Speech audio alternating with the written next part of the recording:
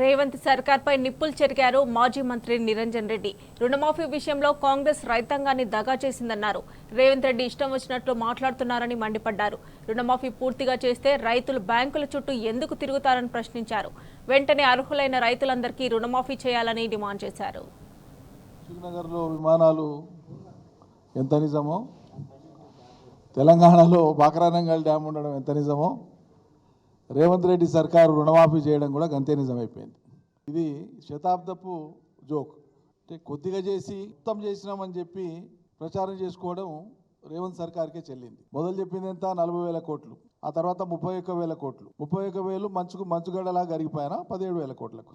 మీరు చెప్పిన లెక్క, రైతుల లెక్క 44 లక్షలు అనేది 22 లక్షలకు ఎందుకు తరిగిపోయింది?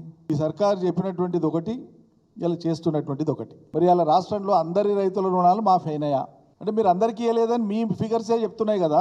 మరి మీరు అందరికీ అయినప్పుడు, రుణమాఫీ పూర్తి కానప్పుడు, రుణమాఫీ ఒక్కటే సంపూర్ణంగా కానప్పుడు, మిగిలిన హామీలు అసలే మొదలే పెట్టనప్పుడు, 6 గ్యారంటీలలో ఉండేటువంటి ఉచిత బస్సు తప్ప మిగతా హామీలు ఏవి ఇంకా మొదలే పెట్టనప్పుడు, 100 రోజుల్లో మేము వాటిని మొదలు పెడతాం, పూర్తి చేస్తామని ప్రకటించినటువంటి ఏ ఒక్క హామీ కూడా పూర్తి చేయకుండానే ఈ 6 గ్యారంటీలు, 13 హామీలు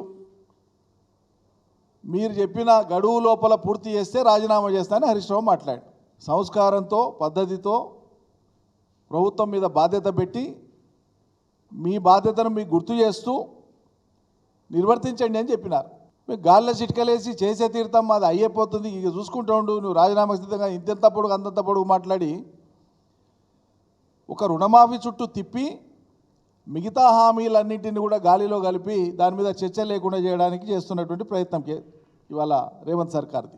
ఎన్ని అబద్ధాలా, ఇన్ని రకాలుగా పచ్చిగా మోసగించినట్లు రైతాంగాన్ని ఇంత మోసగించినట్లు మాట్లాడతారా?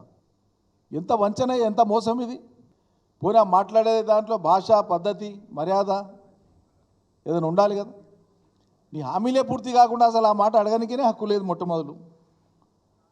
దానికి దుర్భాషలు, సంస్కారహీనమైనటువంటి భాష.